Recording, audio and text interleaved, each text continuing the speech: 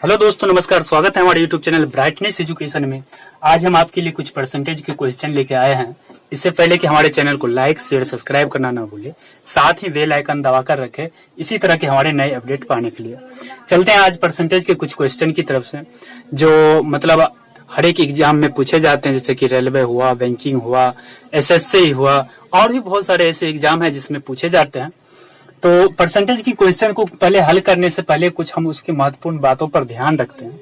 जैसे कि परसेंटेज का मतलब होता है कि पूछे गए सवाल, जैसे कि कोई चीज हम कहते हैं कि 10% है ना, 10%। तो 10% की जब चर्चा होगी तो किसके अंदर चर्चा हुई, तो पूरे 100 के अंदर हमारे चर्चा होती है ना। मान लिया कि एक पूरा घेरे में पूरा आदमी भरा हुआ है ना, लड़का और लड़की दोनों। और इसमें अगर हम कह देंगे कि 10% अगर लड़की है तो लड़का कितना होगा, 90% है ना। वही 100 में से पूरा को अगर हम 100 मान लिए तो 10% अगर लड़का है लड़की है तो लड़का कितना होगा, 90% है ना। अगर इसी में कह देगा कि पूरा ये अनाज की क्या है, अनाज की पूरा मंडी है, दुकान है, घर है, जो भी समझे है। और इसमें कहेंगे कि कुछ चावल है, कुछ गेहूं है ना। अगर इसी में हम कह देंगे कि 25% चावल है तो गेहूं कितना होगा, 25% अगर चावल है तो गेहूं होगा कितना, 75% है ना, 75% होगा। तो अर्थात हम किसके अंदर बात किए, पूरा 100 के अंदर है ना। 100 के अंदर ही हमने क्या किए, सारे सवालों की मतलब हल किए। कभी भी जिसके बारे में कहा गया हो, जैसे कि हमारे 10% इसके बारे में कहा गया है तो इसको क्या करेंगे, अंश मानेंगे, और 100 क्या होगा, हर में जाएगा है ना। उसके बाद इसको हम हल करेंगे। इसी तरह के क्वेश्चन को हम हल करते हैं। क्वेश्चन जो पहला दिया गया है इसमें कहता है, यदि किसी नगर की जनसंख्या 40,000 है और उसकी वृद्धि दर 10% हो तो 2 वर्ष बाद नगर की जनसंख्या क्या होगा। यहां पर देखिए स्पष्ट है कि कहता है कि 40,000 ना क्या है, जनसंख्या है किसकी, तो नगर की जनसंख्या 40,000 है। मान लो ये हमारी नगर हुई जिसकी जनसंख्या 40,000 है ना। अब यही नगर की जनसंख्या क्या करता है, यह 10% के वृद्धि करता है ना। तो कितने वर्ष तक करेगा, तो 2 वर्ष के बाद उस नगर की जनसंख्या क्या होगी, 2 वर्ष के बाद। एक वर्ष में क्या होगा तो दूसरे वर्ष में क्या होगा, 2 वर्ष के बाद इसकी जनसंख्या क्या होगी, इसके बारे में पूछता है ना। तो 40,000 जो जनसंख्या है वो वर्तमान जनसंख्या है, और फिर 2 वर्ष के बाद जो जनसंख्या होगा वो हमारी 10% के हिसाब से जो वृद्धि होगा वो 2 वर्ष के बाद होगा। तो देखते हैं कि 40,000 गुणे किस, हम इससे पहले आपको हम समझा चुके हैं कि कभी भी अगर 10% जैसे इसमें कहा गया कि वृद्धि होगा तो वृद्धि होगा किस में होगा वृद्धि, तो वही 100 वाले में ना। अगर 100 वाले में क्या हुआ, 10% की वृद्धि हुआ तो क्या हो जाएगा हमारे 110 है ना, 110। और हम बोले हैं कि हर में वह क्या करना है, 100 को लिखना है, किसको, जो परसेंटेज हमने माने हैं, पूरे को क्या माने हैं, 100%। 40,000 है और हमने इसको माने हैं 100%। यहां पर कहता है कि 2 वर्ष के बाद कहता है, और कितना वृद्धि होगा, 10% के बाद 10% हमारे वृद्धि होते रहेगा, कितना वर्ष तक, तो 2 वर्ष तक। तो फिर लिखेंगे 110/100। अब हम काटेंगे 0 से 0, काट दिए, ये 2 0 से 2 0 गया, कितना होगा हमारे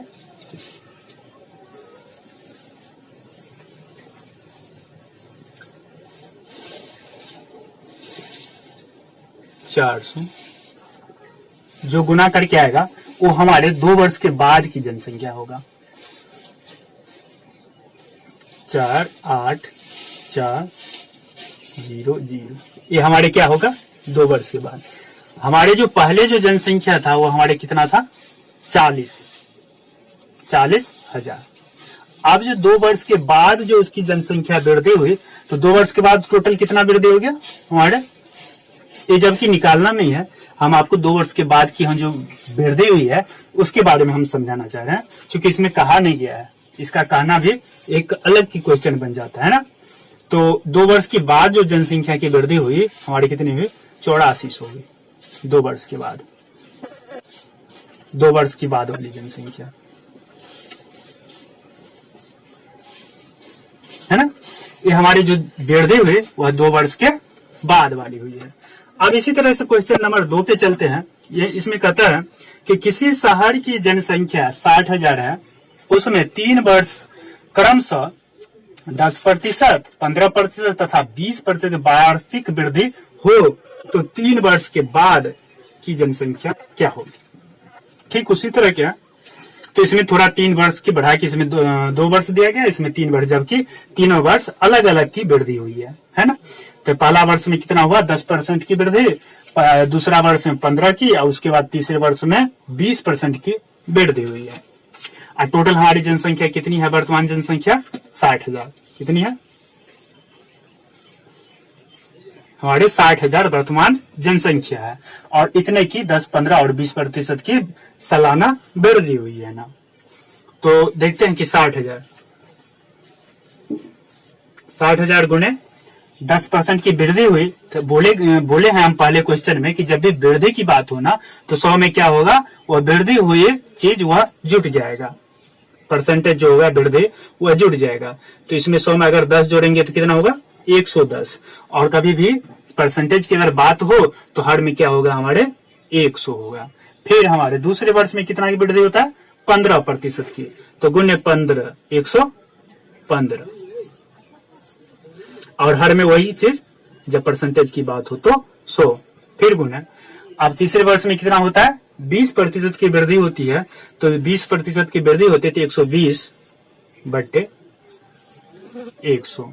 अब इसको हम काटेंगे, 0 0 कट गया है ना, ये 2 0 से 2 0 और ये 2 0 से 2 0 है ना। गुना करने पर होगा हमारे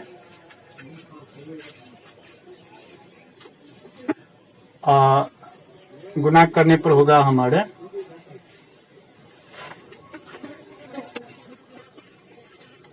गुना करने पर होगा 6 गुने 11 गुने 115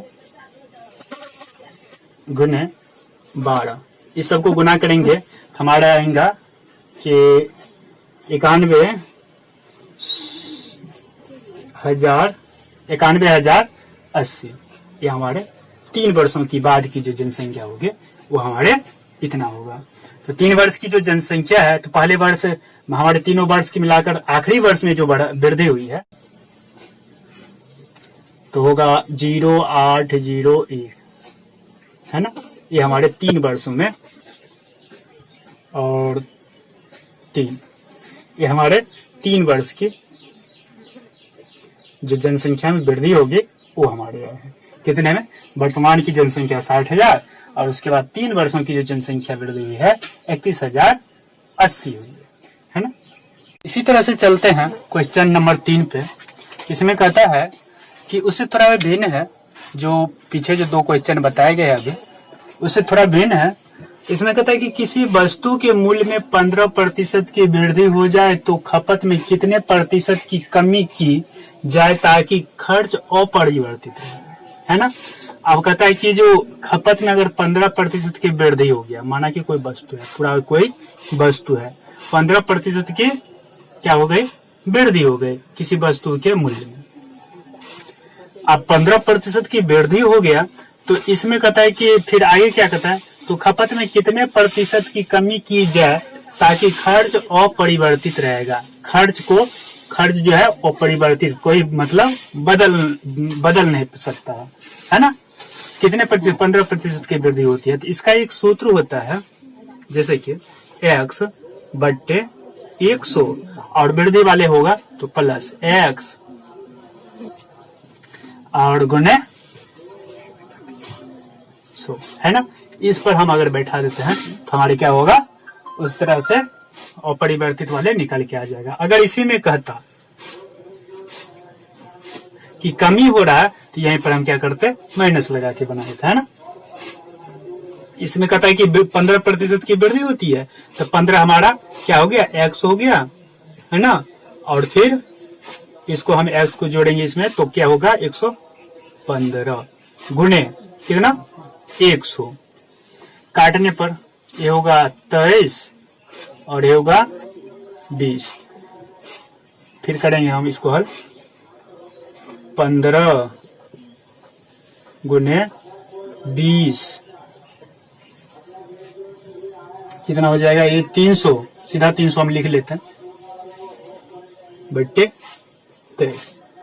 काटने पर होगा 13.1/1 है 1/23। इसका खर्च क्या होगा, इतना होगा, ताकि क्या होगा, अपरिवर्तित रहेगा, है ना। जैसा कि इसमें कहता है तो खर्च में कितने प्रतिशत की कमी की जाए ताकि खर्च अपरिवर्तित, इतने प्रतिशत की क्या होगी हमारे, मतलब कमी की जाएगी, तभी खर्च क्या होगा हमारे अपरिवर्तित रहेगा। क्वेश्चन नंबर 4 पे चलते हैं। चौथा नंबर क्वेश्चन कहता है कि यदि चीनी के मूल्य में 20% की कमी हो जाए तो खपत में कितने प्रतिशत की वृद्धि की जाए ताकि खर्च अपरिवर्तित रहेगा, है ना। इसमें हमको क्या कर रहा था, वृद्धि, और इसमें क्या कर रहा है, कमी। तो ठीक उसी तरह से हमारे कि x बट्टे 100 माइनस x गुने 100, इस पर हम अगर बैठा देते हैं तो हमारे ये क्वेश्चन इसी तरह से हल हो सकते हैं। जैसे कि हमारे x किसको हमने माना है, ये 20% जो कि क्या हो रही है, हमारी कमी हो रही है। 20 बट्टे 120 गुने कितना था हमारे, परसेंटेज है ना, नहीं यहाँ पर तो चूंकि माइनस में कमी हो रहा है ना, तो कमी है तो हम क्या करेंगे, इसको हम जोड़ने के बदले हम क्या करेंगे, इसको घटाएंगे। चूंकि वृद्धि होता तो हम क्या लिखते, 120 लिखते, इसमें कमी हो रहा है तो हम क्या लिखेंगे, माइनस है ना, तो हम इसको लिखेंगे 100 माइनस 100 में से जाएगा 20 तो कितना बचेगा, 80। अब इसको हम काटने पर कितना जाएगा, 4। अब पुनः हम इसको हम अगर काटते हैं तो हमारे कितना आएगा, 25, है ना। ये हमारे 25 का है, किसी वृद्धि की जाए ताकि खर्च अपरिवर्तित रहेगा जब हम क्या करेंगे, 25 की वृद्धि करेंगे, है ना, 25% के वृद्धि करेंगे। ठीक है, आज तक के लिए इतना ही, तब तक के लिए धन्यवाद। आगे हम फिर देखेंगे अगले वीडियो में।